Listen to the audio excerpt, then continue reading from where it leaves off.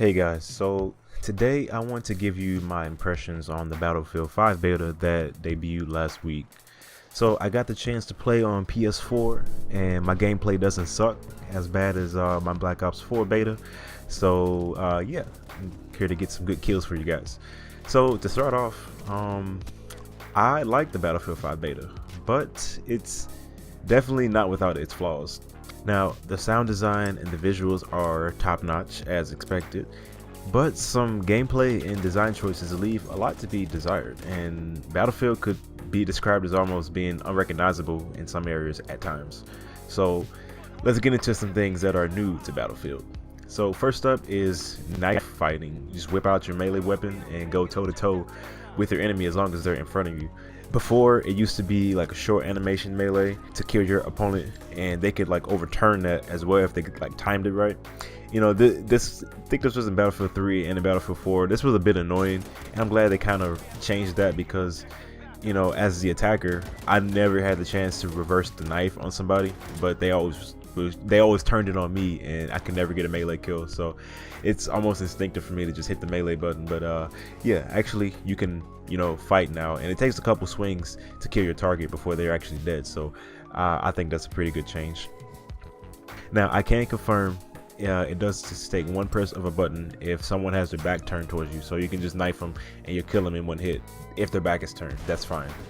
Next up that's new to Battlefield is the gun progression system, and this is where I'm a bit worried for the game. Instead of putting attachments on your gun like in previous games, we now have these sort of like enchantments for your guns like Modern Warfare 3, where you could put proficiencies on them like Stalker or Reduce Flinch.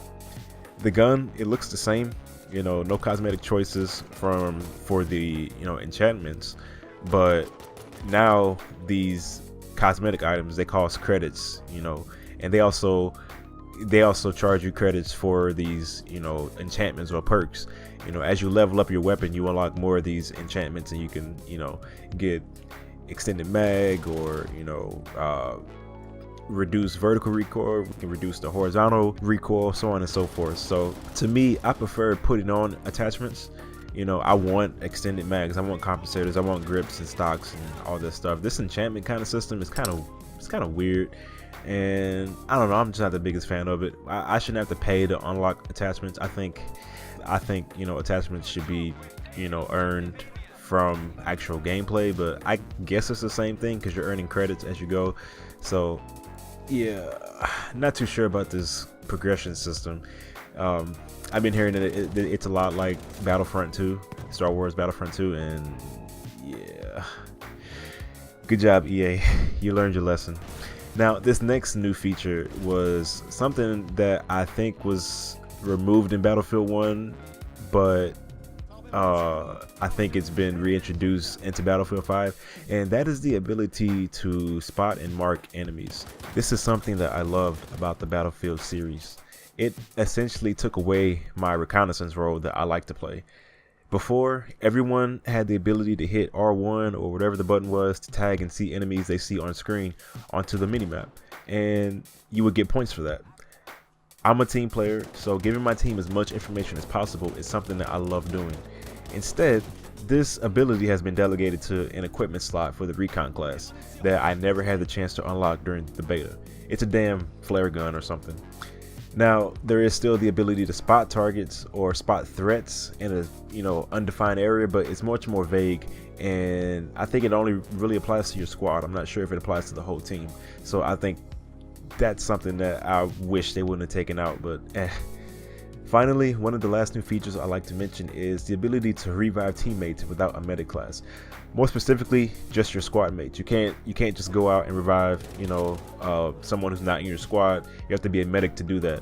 But if they're in your squad, you can just kind of give them I call this the handshake system. You basically just give your bro a high five after he's taken like mad bullets to the chest and he's okay. He has 100% health. All right, so that's bullshit. You know, I'll suspend my disbelief with DICE for a while, but I get what they're trying to do. They're trying to encourage, you know, squad play, team play, you know, things like that. But yeah, this is a little, DICE is essentially getting rid of the medic class altogether, because even with the medic class, you still have to, I believe you still have to go and get your equipment from like an ammo box or something. So it's almost mind-blowing. Like, why are they eliminating the medic class? Like, yo, what the fuck? So maybe this could turn out to be a good thing. I didn't get a chance to play with my friends in an actual squad. I just kind of played with randoms. So maybe this could be a good thing. You know, it keeps you guys in the fight, keeps you guys, you know, in the game a lot more. Maybe, we'll see. But I'm a little iffy on this one. So in general, with the Battlefield 5 beta, the gunplay feels absolutely amazing. It's well balanced, it's fun, the hit detection is great, the recoil feels great, the sounds are amazing. Now those portions of the game, they feel really polished, and it's definitely what kept me playing for several hours. I liked the ability to fortify portions of the map. There was almost a clear advantage for those who quickly mastered the ability to build up sandbags and barricades and you know, position themselves strategically on a point. It made it difficult for enemies to capture those points because you can, you know, essentially craft the environment around you. And I really like this system. It's very intuitive and very strategic. You know, that's really why I play Battlefield, is for the strategy. It's not, you know, the running around killing like I'm doing in this gameplay right here.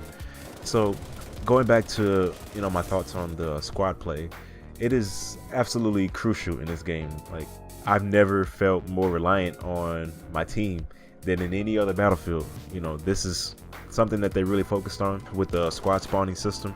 It's very vital to keep your team in a gunfight. So if you're always the last person alive, like, go hide, wait for your team to respawn on you, and get back into the fight. So I know that was in previous Battlefields, but in this one it feels like it's a little bit more emphasized.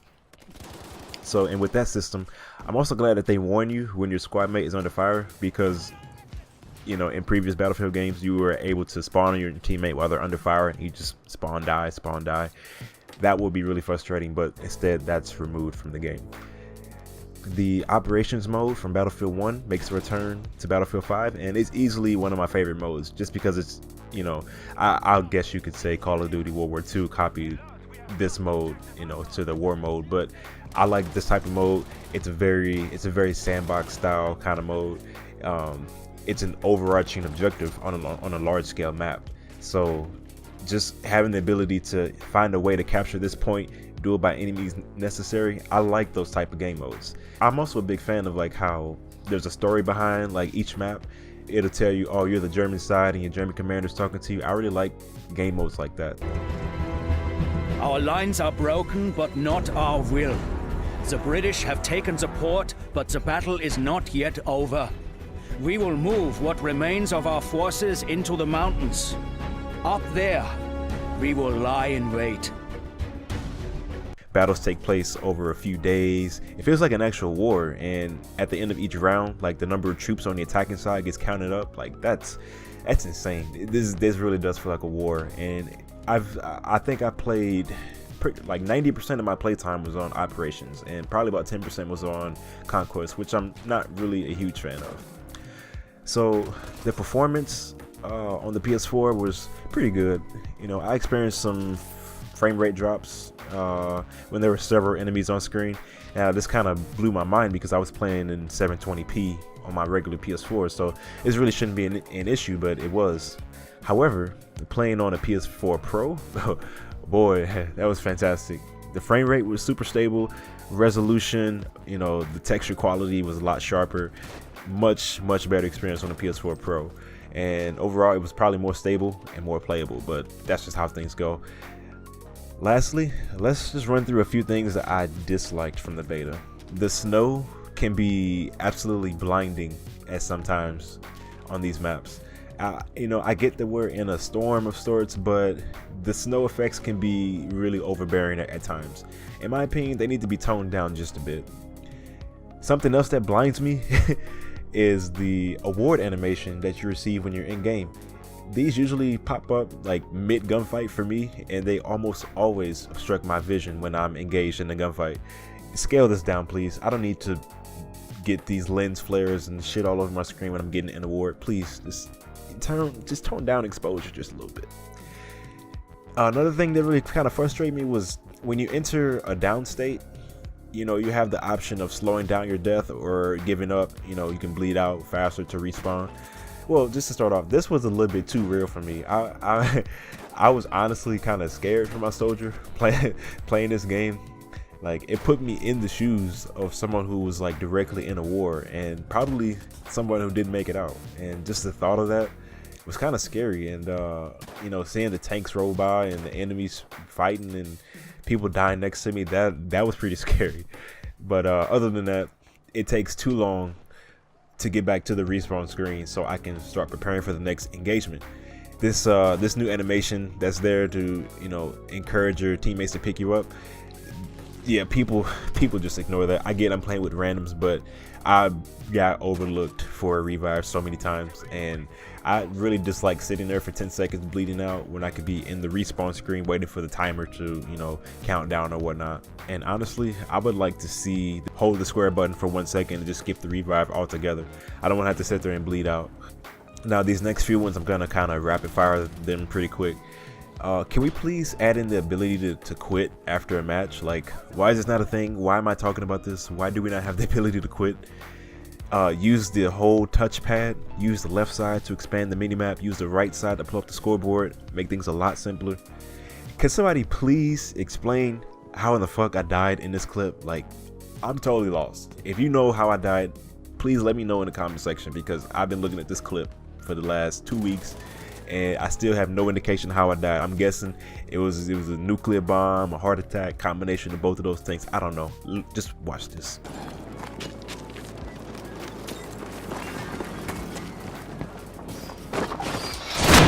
What the fuck?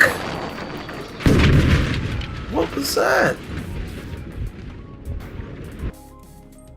I'm also concerned that there would be a lack of content on day one for me to play. Now, I heard rumors that co-op wasn't going to be in on day one, but it might be now that the game was pushed back to November.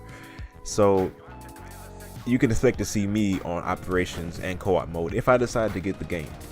I really don't care too much for Conquest, and the Battle Royale will only succeed if the player count is higher than 64. Like, I know Battlefield is optimized for 64 players, but I really don't see that kind of large scale battle happening with just 64 players on these somewhat large maps. So I'm a little bit iffy on the quality of modes that are going to be on day one.